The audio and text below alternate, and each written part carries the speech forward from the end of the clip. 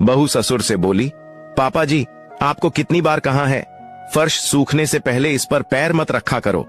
कितनी मुश्किल से नौकरानी ने पोंछा लगाया था। ससुर बोले, बेटा, इस उम्र में पेशाब की इच्छा होती है तो नहीं रुका जाता। नौकरानी से कह दो दोबारा पोंछा लगा दे।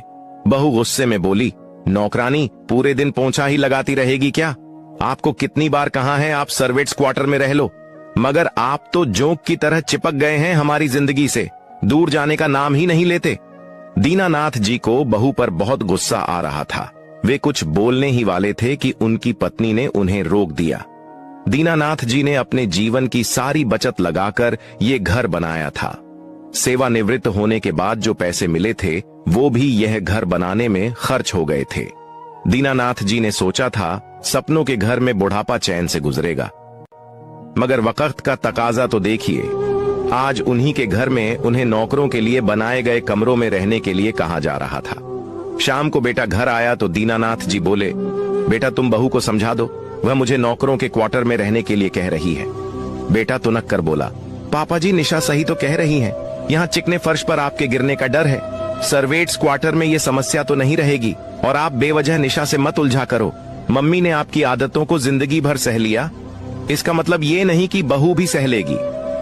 बेटे का कड़वा जवाब सुनकर दीनानाथ जी स्तब्ध रह गए। वे आज भी अपनी पेंशन से घर खर्च चला रहे थे, फिर भी इतनी उपेक्षा। वे अंदर तक बिलबिला उठे। बेटा झल्लाता हुआ चला गया। बेटे और पोतों के साथ रहने के लालच ने उन्हें रोक लिया, वरना वे कुछ कड़वा कहने ही वाले थे। घर की एक एक ईंट लगवाते समय दीनानाथ जी ने कितने सपने देखे थे, वे आज एक एक कर टूट रहे थे। अचानक पत्नी ने उनके कंधे पर हाथ रखकर कहा, अभी बच्चा है जी, धीरे धीरे समझ आएगी। वे एक फीकी सी हंसी हंसकर बोले, बच्चा नहीं है ये, 2 बच्चों का बाप बन चुका है। पत्नी ने कहा, गुस्सा मत करो जी, मैं समझाने की कोशिश करूंगी। अगले दिन दीनानाथ जी सुबह का नाश्ता करके बालकोनी में बैठकर सुबह की धूप का आनंद ले रहे थे कि बेटा पास आकर खड़ा हो गया। दीनानाथ जी ने सोचा कल की कड़वी बातों के लिए माफी मांगने आया है। बेटा कुछ देर चुप रहने के बाद बोला, पापा। सुमेर बोला, आज मटर पनीर बनाया है तो 1 कटोरी माँ को भी दे आओ। बबीता ने कहा, आप ही दे आओ, माँ जी आजकल मुझसे सीधे मुंह बात ही नहीं करती। सुमेर गुस्से में बोला, तुमने कोई चुभती बात कह दी होगी, वरना माँ तो बिल्कुल ऐसी नहीं है। बबीता बोली, तुम्हें हमेशा मैं ही गलत नजर आती हूँ, मुझ में ही कमियां निकालते रहते हो, तुम्हारी माँ भी गलत हो सकती है। वह बोला, मेरी माँ के बारे में कुछ ना बोल, वरना बुरा होगा। बबीता भी कम नहीं थी, गुस्से में बोली, क्या बुरा होगा, हमेशा माँ माँ की रट लगाए रहते हो, मगर माँ तो तुम्हें भी पराया ही समझती है। वह देवर जी के साथ रहती है, उसी की पत्नी और बच्चों के बारे में सोचती है। वह बोला, जिसके साथ रहती है उसी के बारे में सोचेगी। बबीता हाथ नचाते हुए बोली, मगर माँ को हर महीने तुम्हारा बड़ा भाई और तुम भी तो खर्चा देते, फिर माँ अकेले देवर जी के बारे में ही क्यों सोचती हैं? कल माँ घर के सामने ठेले वाले से कुल्फी खरीद रही थी, देवर जी के दोनों बच्चों को कुल्फियां खरीद कर दे दी। हमारा टीनू होठों पर जीभ फेरता रह गया, मगर माँ से टीनू के लिए 5 रुपए खर्च न हुए।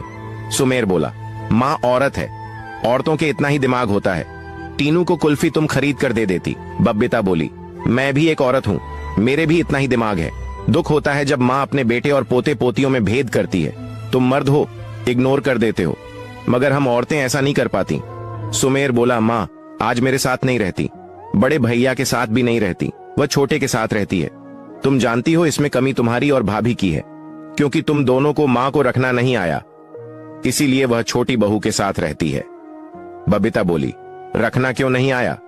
तुम्हारी माँ तुम्हारे तीनों भाइयों के अलग होने के बाद छोटे के पास ही रह रही है, मुझे और जेठानी जी को तो मौका ही नहीं दिया सेवा करने का, फिर हम दोनों गलत कैसे हो गई? सुमेर भी कहां हार मानने वाला था, बोला, जब हम तीनों भाई साथ थे तब तो माँ हम सब के साथ ही रहती थी। साथ रहते वक्त माँ ने जान लिया कि बड़ी बहू और मंझली बहू की औकात नहीं है उसे रखने की, तभी वह छोटे के साथ रहने लगी। बबीता बोली, माँ अकेली जान है, एक के साथ ही रहेगी, इसका मतलब ये तो नहीं है बाकी की दोनों बहू बुरी हो गई। बड़े भैया माँ को खर्चा देते हैं, तुम भी देते हो, जितना माँ पर खर्च होता है उससे ज्यादा ही देते हो। मैंने कभी मना किया क्या कि खर्चा क्यों देते हो? सुमेर गुस्से में बोला, तुम मना करके तो देखो, घर से नहीं निकाल दूंगा तुम्हें। बबीता गुस्से में बोली, सब्जी की कटोरी खुद दे आओ या बच्चों को भेज दो, मेरी जान के पीछे क्यों पड़े हो। सुमेर बोला, कड़वी बात हजम नहीं होती ना, आज माँ मेरे साथ नहीं रहती, इसका कारण सिर्फ तुम हो, ये बात कल भी सच थी, आज भी सच है। बबीता का गुस्सा 7वें आसमान पर पहुंच गया। शादी का वीडियो बन रहा था, धड़ाधड़ फोटो खींचे जा रहे थे, हल्दी की रस्म चल रही थी। वीडियोग्राफर ने हरिराम और उसकी पत्नी को एक तरफ धक्का देते हुए कहा, ताऊ तुम अपनी पत्नी को लेकर जरा दूर बैठ जाओ, क्यों फोटो और वीडियो खराब कर रहे हो। हरिराम धक्का खाकर एक कोने में जाकर खड़ा हो गया। उसकी पत्नी सावित्री भी उसी के पास आकर खड़ी हो गई। सावित्री हरिराम की बांह पकड़कर बोली, यहाँ बेइज्जती करवाने लाए हो क्या। हरिराम बोला, सब्र कर बावली, बड़े लोगों के यहाँ शादी ऐसे ही होती है। सावित्री बोली, जब हम दोनों को धक्का दिया जा रहा था तब जेठ जी और जेठानी जी वहीं थे, उन्होंने कुछ नहीं बोला। हरिराम बोला, इसमें भैया की कोई गलती नहीं है, हमारी ही गलती है। देखो सबने यहाँ पीले रंग के कपड़े पहन रखे हैं, हम दो ही ऐसे हैं जिन्होंने हल्दी की रस्म के हिसाब से कपड़े नहीं पहने। फोटो में हम बुरे लगेंगे इसलिए हमें दूर किया गया है। फिर फोटोग्राफर को थोड़े पता है कि हम लड़की के चाचा और चाची हैं। सावित्री बोली, मुझे यहाँ अच्छा नहीं लग रहा जी, चलो यहाँ से, ये शादी नहीं है, नाटक हो रहा है। हरिराम बोले, धीरे बोल, कोई सुन लेगा तो क्या कहेगा, बड़े लोगों की शादी ऐसे ही होती है, तुम खुद देख लो, इनके बीच में हम गंवार जैसे लग रहे हैं। सावित्री बोली, 2000 की साड़ी पहन रखी है जी मैंने, गंवार क्यों बोल रहे हो।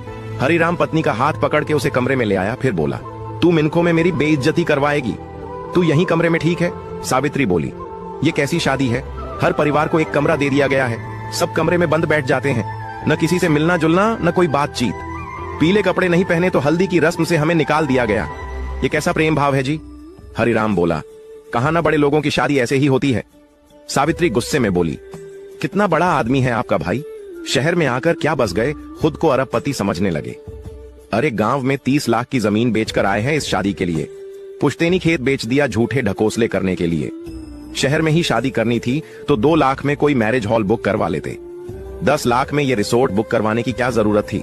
मैं तो कहूंगी मूर्ख है जेठ जी, अगर गांव में शादी करते तो कुछ भी बुक करवाने की जरूरत नहीं थी, खेत में बढ़िया टेंट लग जाता, मेहनत से बचाई पुरखों की जमीन बेचकर फिजूल खर्ची की भी हद होती है। सावित्री थोड़ी पढ़ी लिखी थी, समझदार भी थी, सब समझती थी। हल्दी सेरेमनी से निकाले जाने का दर्द बर्दाश्त नहीं कर पा रही थी। दूसरे दिन मेहंदी की रस्म थी, सावित्री के साथ फिर वही व्यवहार हुआ। हरे वस्त्र नहीं पहनकर आने के कारण फिर से उसे अलग कर दिया गया। इस बार वह सहन नहीं कर पाई और पति के साथ शादी को बीच में ही छोड़कर अपने गांव चली आई। ये रिसोर्ट में विवाह की कौन सी बीमारी शुरू हो गई है। माना कि शहर में घर में जगह नहीं होती, इसलिए मैरिज हॉल का फैशन चल पड़ा था, मगर अब मैरिज हॉल पुरानी परंपरा बन चुकी है। अब शहर से दूर महंगे रिसोर्ट में शादियां होने लगी हैं। शादी के 2 दिन पूर्व से ही ये रिसोर्ट बुक करा लिया जाता है और शादी वाला परिवार वहां शिफ्ट हो जाता है।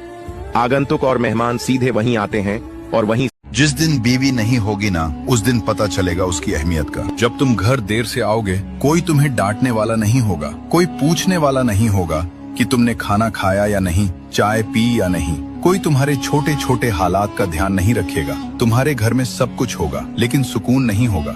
जो चाय वो तुम्हारे लिए बनाती थी वो सिर्फ चाय नहीं थी, वो उसकी मोहब्बत थी, उसका ख्याल था, उसका अपनापन था, जो हर छोटी छोटी चीज में तुम्हें मिलता था। अब तुम्हें एहसास होगा कि बीवी सिर्फ शरीके हयात नहीं, वो घर की रूह, जिंदगी की मोहब्बत और दिल का सुकून।